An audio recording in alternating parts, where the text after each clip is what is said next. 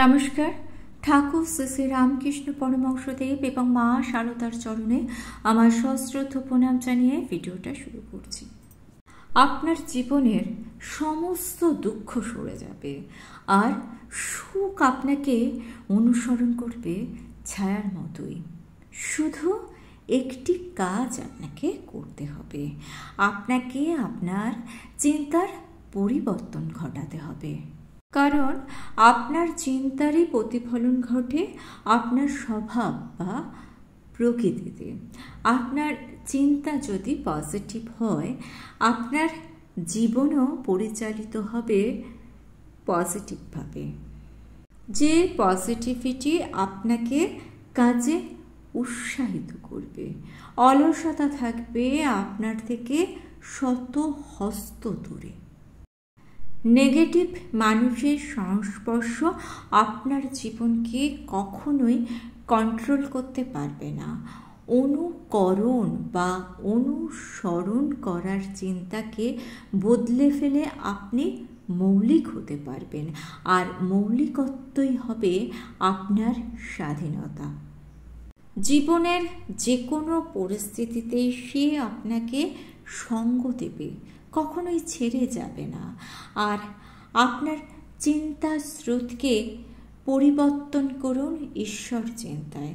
ভক্তি পথে জীবনের সবটুকু ভালো, সবটুকু আনন্দকে আপনি উপভোগ করুন। দেখবেন আপনার আনন্দ কখনোই আপনাকে ছেড়ে যাবে না, কারণ ভক্তি পথে আপনি পাবেন জীবনের প্রকৃত উদ্দেশ্যের সন্ধান, আর আপনি হয়ে উঠবেন প্রকৃত জ্ঞানী। একজন জ্ঞানী জানেন যে তিনি ঠিক কি জানেন না, আর যারা নিজেকে সবজান্তা মনে করে তারাই হয় প্রকৃত মূর্খ। সময়টা 1883 সালের 16 অক্টোবর, মঙ্গলবার, কোজাগরী লক্ষ্মী পুজোর দিন। সেদিন দক্ষিণেশ্বরে অনেকেই এসেছেন ঠাকুরের কাছে। উপস্থিত ভক্তদের মধ্যে রয়েছেন 60 বছর বয়স্ক মণি মল্লিক। ঠাকুর কথায় কথায় মণি মল্লিককে জীবনের সুখ লাভের আসল পথ বলছেন। ঠাকুর বলছেন জীবনের সুখ লাভের রয়েছে 3টি দরজা। প্রথম জ্ঞান, দ্বিতীয় কর্ম, আর তৃতীয় ভক্তি। জ্ঞান নিষ্ঠায় স্বর্গলাভ হয়, কর্মনিষ্ঠায় চিত্তশুদ্ধ হয়, আর ভক্তি নিষ্ঠায় ভগবানের অনুগ্রহ লাভ হয়। 3টে দরজা দিয়ে সুখ পাওয়া যায়, তবে কি জানো তো, তার পাদপদ্মে ভক্তিসার। ভক্তির মধ্যে দিয়ে লক্ষ লক্ষ মানুষকে উদ্ধারের সান্ত্বনা দিয়েছেন ঠাকুর। ঠাকুর বলছেন ভয়ের কোনো কারণ নেই, কারণ পরমেশ্বর ভক্ত বাঞ্ছা কল্পতরু। তিনি ভক্তের দৃষ্টিতে সব সময় ভক্তের মনের মতো সেজে থাকেন। ভক্তের সব কথা শুনতে পান, সংসারের সব কথা ভক্তের সাথে আলোচনা করেন। ভগবান শ্রীকৃষ্ণ অর্জুনকে বিশ্বরূপ দর্শন করানোর পর বলেছিলেন, আমার দুর্লভ বিশ্বরূপ যা তুমি দেখলে তা বেদপাঠ, তপস্যা, নানান রকম সামগ্রী দান বা পুজোর মধ্যে দিয়ে হয় না, হয় কেবলমাত্র এবং একমাত্র অনন্য ভক্তির দ্বারাই।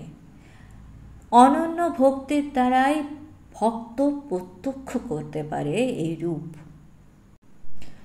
ভক্তি হল একমাত্র পথ পরমেশ্বরকে জানার। এছাড়া অন্য কোনো উপাচার সবই নিষ্প্রয়োজন। আর তাই তো মা বলছেন দরকার নেই ধূপ দীপ চন্দনের, তার পাদপদ্মে মনটি থাকলেই হলো। ভক্তি শব্দটি এসেছে ভজ ধাতু থেকে। ভজ শব্দের অর্থ সেবা। ভগবানের সেবাই হল ভক্তির আসল স্বরূপ। আর গৃহী ভক্তদের উদ্দেশ্যে ঠাকুর বলেছেন, ঈশ্বরে ভক্তি লাভ না করে যদি সংসার করতে চাও তাহলে তাতে আরও জড়িয়ে পড়বে। বিপদ, শোক, তাপ এগুলো হলে তোমরা অধৈর্য হয়ে যাবে। জীবনে বিপদ, শোক, তাপ এগুলো তো আসবেই। নানা সমস্যা, ঝঞ্ঝাট, ঝামেলা সব কিছুকে শান্ত মনে গ্রহণ করার জন্য যে শক্তির প্রয়োজন তা আপনি পাবেন ভক্তির মধ্যে দিয়েই। জীবন আছে আর জীবনের দাবদাহ নেই, এটা তো হতে পারে না। তাই তো ঠাকুর বলছেন, তেল হাতে মেখে তবে কাঁঠাল ভাঙতে হবে, তা না হলে হাতে আঠা লেগে যায়। ঠাকুরের নির্দেশ, ঈশ্বরের ভক্তিরূপ তেল লাভ করে তবে সংসারের কাজে হাত দিতে হয়, অর্থাৎ কাঁঠাল ভাঙতে হয়। ঠাকুর বলতে চেয়েছেন, কর্ম যখন মানুষকে বেঁধে ফেলে, জীবিকা সন্ধানে মানুষ যখন ছুটে ছুটে ক্লান্তি অনুভব করে, দুঃখ যখন তাকে পীড়া দেয়, একের পর এক স্বজন বিয়োগ, বন্ধু বিয়োগ যখন তার মনকে ক্ষতবিক্ষত করে দেয়, তখন একমাত্র ভক্তি মানুষকে সান্ত্বনা দেয়।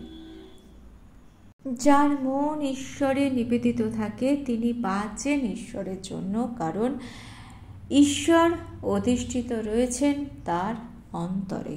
আর তাকে মর্যাদা দেবার জন্যই সুখে দুঃখেও সে পাগল হয়ে যায় না। দুঃখের দুঃসহ দিনেও ভক্ত সুখেই থাকে তার আরাধ্যার মুখ পানে চেয়ে। আর তখনই দুঃখ, শোক, তাপে মানুষ থাকে অবিচল, স্থির, তার কোনো ক্ষতি হয় না। মোকাবিলা করার শক্তি অন্তর থেকে লাভ করতে পারে। ভক্তিভাবে মানুষের মন যখন সিঞ্চিত থাকে তখন দুঃখকেই সেই ভক্ত ঈশ্বরের দান বলে গ্রহণ করেন। আর তখন অনায়াসে তার মনে পড়ে যায়, আরও তো পথ চলা বাকি, আমায় ভেঙে পড়লে চলবে না, আমায় উঠতে হবে, আমায় চলতে হবে, আমায় দাঁড়াতে হবে, আমাকে এগিয়ে যেতে হবে জীবনের পথে, জীবনের লক্ষ্যে। আর এই আদর্শকে অনুসরণ করলে, অর্থাৎ এই রকমভাবে চললে আপনিও আপনার চিন্তার পরিবর্তন ঘটিয়ে জীবনে সুখী হতে পারবেন, ভালো থাকবেন। ভিডিওটা ভালো লেগে থাকলে চ্যানেলটিকে সাবস্ক্রাইব করে নিয়ে পাশে থাকা বেল আইকনটা প্রেস করে দিয়ে অল অপশানটা ক্লিক করে দেবেন, তাহলে যখনই নতুন কোনো ভিডিও আপলোড করব তার নোটিফিকেশন আপনাদের কাছে পৌঁছে যাবে। ঠাকুর ও মায়ের চরণে প্রণাম জানিয়ে আজকে এই পর্যন্তই। Thanks for watching.